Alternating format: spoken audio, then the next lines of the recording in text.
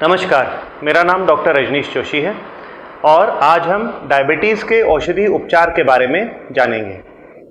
Diabetes के औषधि उपचार के बारे में जानने से पहले हम ये तय कर लेते हैं कि डायबिटीज़ के नियंत्रण का लक्ष्य क्या है। डायबिटीज़ के नियंत्रण का लक्ष्य डॉक्टर्स को अपने मरीज़ के साथ पहले से डिस्कस कर लेना चाहिए, क्योंकि डायबिटीज़ की लक्ष्य की प्राप्ति के लिए मरीज़ की भागीदारी और डॉक्टर्स का सहयोग दोनों उतना ही आवश्यक है।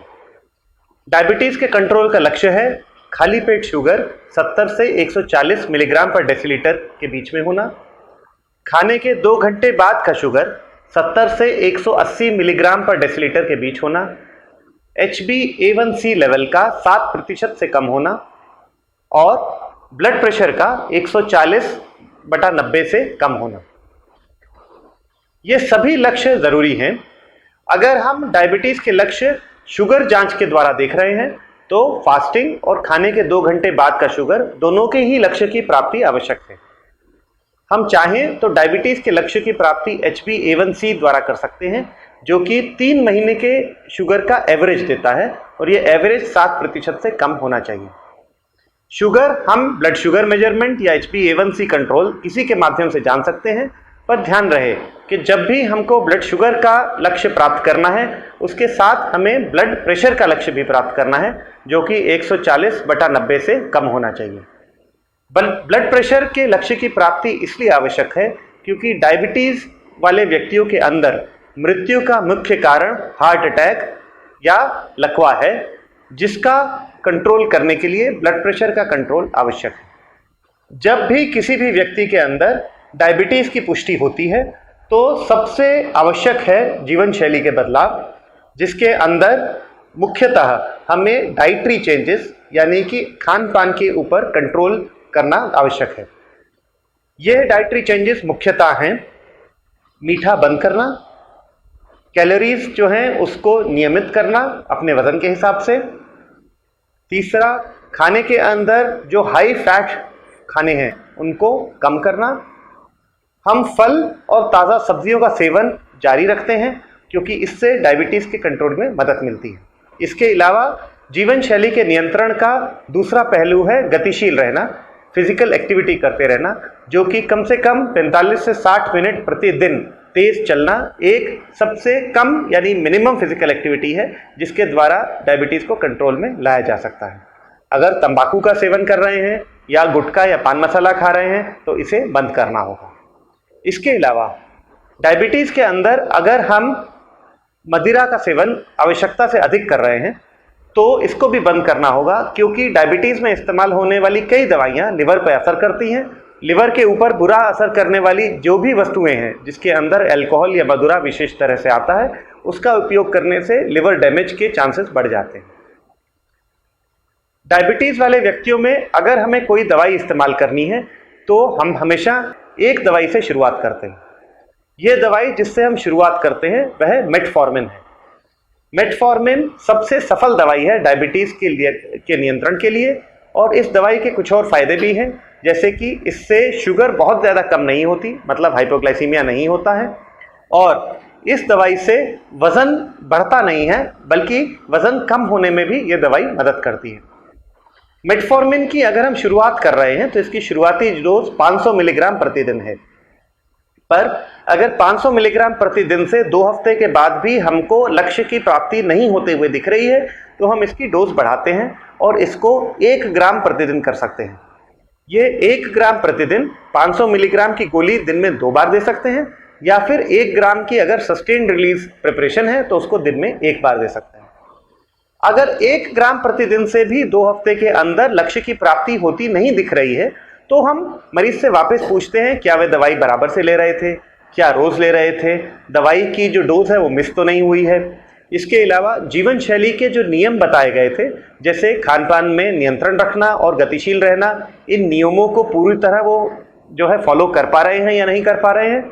अगर इसमें कोई भी कमी दिखती है तो सबसे पहले हम पुरानी ही जो प्रिस्क्रिप्शन है, जो दवाइयाँ और जीवन शैली में बदलाव हमने बताए हुए हैं, हम ये सलाह देते हैं कि इसको ही आप ठीक तरह से दोबारा से फॉलो करने का कोशिश करिए ताकि इतनी ही दवाई की डोज में नियंत्रण किया जा सके। इसके बाद दवाई जब भी बढ़ानी है तो मेटफॉर्मिन हम मैक्सिमम 2 ग्राम प्रतिदिन तक जा सकते हैं। अगर मेटफॉर्मिन के मैक्सिमम डोज जो 2 ग्राम प्रतिदिन है उससे भी नियंत्रण नहीं हो रहा है तो हम इसके अंदर एक दूसरी दवाई जोड़ते हैं। ये दूसरी दवाई सल्फेनिल्यूरिया श्रेणी से आती है। इस श्रेणी की दवाइयाँ आमतौर पर ग्लिबिपराइड या ग्लिबेनक्लाबाइड के रूप में मिलती हैं। जब हम दूसरी दवाई जोड़ते हैं तो ये भी इसकी शुरुआती डोज से जोड़ते हैं, जैसे कि ग्लिबिपराइड का 1 मिलीग्राम या ग्लिबेनक्लामाइड का 2.5 मिलीग्राम, और फिर इसको धीरे धीरे इसके मैक्सिमम डोज पे जाते हैं, जैसे कि ग्लिबिपराइड का 8 मिलीग्राम या फिर ग्लिबेनक्लामाइड का 5 मिलीग्राम। अगर 2 दवाइयों के मैक्सिमम डोज से भी हमको ब्लड शुगर नियंत्रित होते हुए नहीं दिख रहा है तो फिर हमें कुछ और दवाइयां इसमें जोड़ने की ज़रूरत होगी। पर यह ध्यान रखें कि सामान्यतः मेटफॉर्मिन से या फिर सही डोज में मेटफॉर्मिन या सल्फेनिल्यूरिया के कॉम्बिनेशन से हम डायबिटीज़ के लक्ष्य की प्राप्ति कर सकते हैं। कुछ स्थितियों के अंदर मेटफॉर्मिन कॉन्ट्राइंडिकेटेड हो सकती है, मतलब मेटफॉर्मिन का इस्तेमाल हम नहीं कर सकते हैं। अगर ये स्थितियां हैं तो हम मेटफॉर्मिन का इस्तेमाल नहीं करेंगे। किडनी का ठीक से काम ना करना, जैसे कि क्रॉनिक रीनल फेलियर, अगर सीरम क्रिएटिनिन की वैल्यू 1.4 से ज़्यादा है, या फिर सीरम क्रिएटिनिन और वज़न का इस्तेमाल करने के बाद EGFR जिसकी हम गणना करते हैं वह 60 से कम है, तो हम मेटफॉर्मिन का इस्तेमाल नहीं करेंगे। इसके अलावा अगर हार्ट फेलियर है, मतलब वह व्यक्ति जिनका हृदय ठीक से काम नहीं कर रहा है और जिनको कंजेस्टिव कार्डियक फेलियर नाम की बीमारी है, उनके अंदर भी हम मेटफॉर्मिन का इस्तेमाल नहीं करते हैं। तीसरी ऐसी स्थिति जिसके अंदर मेटफॉर्मिन का इस्तेमाल हम नहीं करते हैं वह है क्रॉनिक लिवर डिजीज। अगर किसी का लिवर ठीक से काम नहीं कर रहा है, वह अल्कोहल या मदिरा की वजह से हो सकता है या पिछले चले हुए वायरल हेपेटाइटिस की वजह से हो सकता है, तो भी हम मेटफॉर्मिन का इस्तेमाल नहीं करते हैं। इन 3 स्थितियों में मेटफॉर्मिन का इस्तेमाल इसलिए नहीं करते हैं क्योंकि इससे लैक्टिक एसिडोसिस नामक एक कॉम्प्लिकेशन हो सकती है जिससे जान का खतरा भी हो सकता है। इसके अलावा अगर कभी भी किसी व्यक्ति का ऑपरेशन होना है या फिर वह व्यक्ति को एक कोई सीरियस बीमारी हो जाती है, जैसे कि सेप्टिसीमिया, जिसके लिए अस्पताल में भर्ती होना पड़ रहा है, तो कुछ समय के लिए हम मेटफॉर्मिन बंद करके इसकी जगह इंसुलिन शुरू करते हैं। अगर मेटफॉर्मिन के देना कॉन्ट्राइंडिकेटेड या वर्जित है तो हम सल्फेनिल्यूरिया से एक सिंगल दवाई से भी हम डायबिटीज़ का इलाज शुरू कर सकते हैं, और उसको भी उसकी स्टार्टिंग डोज से शुरू करके उसकी ऑप्टिमल और फिर मैक्सिमम डोज तक जाते हैं। ध्यान रहे, सल्फेनिल्यूरिया मेटफॉर्मिन से 2 बातों में अलग है। एक, ये शुगर को ज़्यादा कम कर सकती है, मतलब हाइपोग्लाइसीमिया का रिस्क बढ़ा सकती है, और दूसरा, सल्फेनिल्यूरिया की वजह से वजन बढ़ सकता है, मतलब ये वेट गेन करती है। ध्यान रहे, सल्फेनिल्यूरिया अलग अलग तरह की आती हैं। हमें अगर कोई भी सल्फेनिल्यूरिया देनी है तो एक ही प्रकार की दवाई देनी है, 2 सल्फेनिल्यूरिया दवाइयों को आपस में मिलाना नहीं है। मेटफॉर्मिन और सल्फेनिल्यूरिया के इस्तेमाल के बावजूद अगर ब्लड शुगर का लक्ष्य हमें प्राप्त नहीं हो रहा है तो बाकी दवाइयाँ, उनके अंदर पायोग्लिटाजोन नाम की दवाई आती है जिसका इस्तेमाल किया जा सकता है, या फिर ग्लिप्टिन्स नाम की कुछ दवाइयाँ आती हैं जिनका इस्तेमाल किया जा सकता है।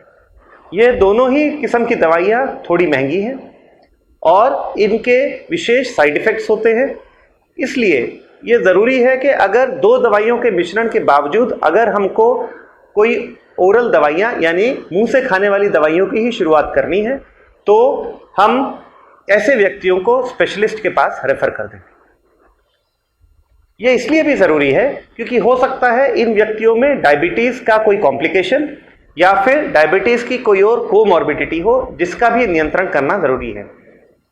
डायबिटीज़ की 3 मुख्य कॉम्प्लिकेशंस हैं जो माइक्रोवेस्कुलर कॉम्प्लिकेशंस कही जाती हैं। ये हैं डायबिटिक रेटिनोपैथी, डायबिटिक नेफ्रोपैथी और डायबिटिक न्यूरोपैथी। डायबिटिक रेटिनोपैथी के अंदर आंखों की समस्या हो सकती है और दिखाई देना बंद हो सकता है। इसकी आंख के डॉक्टर एक फंडस एग्जामिनेशन द्वारा जांच करते हैं कि डायबिटिक रेटिनोपैथी तो नहीं है। डायबिटिक नेफ्रोपैथी की पहचान या तो यूरिन माइक्रोएल्ब्यूमिनुरिया या यूरिन एल्ब्यूमिन के पॉजिटिव होने की वजह से या फिर सीरम क्रिएटिनिन के बड़े होने की वजह से हो सकती है।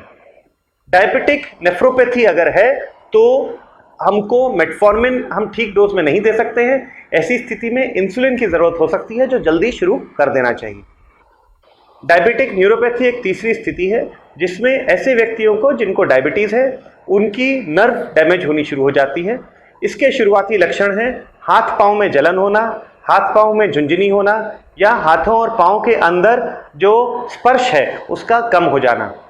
इन स्थितियों के कारण ये ज़रूरी है कि स्पेशलिस्ट से या विशेषज्ञों से इन चीज़ों की जांच करवा ली जाए। अगर डायबिटिक रेटिनोपैथी, न्यूरोपैथी या नेफ्रोपैथी हो गई है तो ये आगे और ना बढ़े, इसके लिए सबसे ज़्यादा ज़रूरी है कि डायबिटीज़ कंट्रोल में की जाए। और अगर डायबिटीज़ 2 दवाइयों द्वारा भी कंट्रोल में नहीं हो रही है तो इसके लिए अन्य दवाइयों की ज़रूरत पड़ेगी ही। इसके अलावा डायबिटीज़ के बाकी जो कॉम्प्लिकेशन है उसे मैक्रोवैस्कुलर कॉम्प्लिकेशन कहा जाता है। ये कॉम्प्लिकेशन हो सकते हैं हार्ट अटैक या हार्ट की सर्कुलेशन पर असर पड़ना, स्ट्रोक यानी कि लकवा होना, या फिर पेरिफेरल आर्टेरियल डिजीज यानी कि पाँव के अंदर गैंग्रीन हो जाना, पाँव की ब्लड सप्लाई कम होना। इन तीनों कॉम्प्लिकेशंस के भी अपने लक्षण हैं और इनकी शुरुआती जांच भी विशेषज्ञों द्वारा की जा सकती है। अगर मुंह से लेने वाली दवाइयों के मैक्सिमम डोज के बावजूद वे सभी दवाइयां जो ली जा सकती हैं और जो वर्जित नहीं हैं, उसके बावजूद अगर डायबिटीज़ के लक्ष्यों की प्राप्ति नहीं हो रही है या HbA1c लेवल 10.5-11% या उससे अधिक है तो हो सकता है इन व्यक्तियों को इंसुलिन की आवश्यकता हो और इन्हें इंसुलिन देना ज़रूरी हो। इंसुलिन कैसे दिया जाता है, इसकी डोज कितनी होती है और ये डोज कैसे लेनी चाहिए, इसकी चर्चा हम अगले मॉड्यूल के अंदर करेंगे। पर सामान्यतः लगभग 70 से 80% लोग जिनको डायबिटीज़ है उनको हम सरलता से जीवन शैली के बदलाव, मेटफॉर्मिन और सल्फेनिलुरिया नाम की जो दवाइयां हैं उनसे नियंत्रण में ला सकते हैं। धन्यवाद।